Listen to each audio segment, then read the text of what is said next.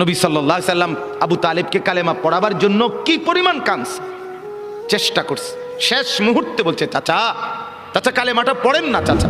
বলছে না, মানুষের কাছে বেইজ্জতি হব, পড়বো না, মানুষ লজ্জা দিবে।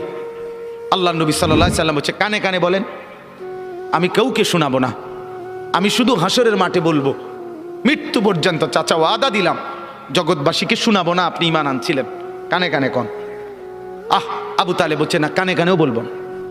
এবার নবী বলে চোখের পানি ফেলতে ফেলতে, চাচা এমনও কইতেন না তো, ঠিক আছে চাচা আমি কালেমাটা পড়ি, আপনি শুধু ঠোঁটটা নাড়েন,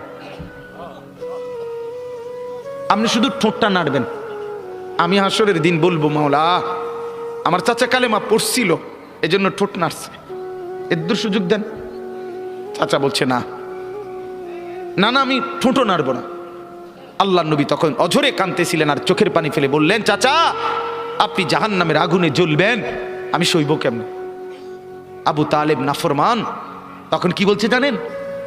আন্নারু খায়রুম মিনাল আর, মুহাম্মদ মানুষের কাছে লজ্জা পাওয়ার চাইতে আগুনে জ্বলা অনেক ভালো।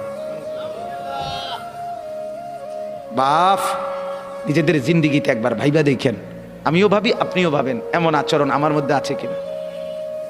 3 দিন ধরে যে বাড়িতে মেয়ের বিয়েতে ছেলের বিয়েতে যে ডেকসেট বাজাইলেন, কারে খুশি করার জন্য?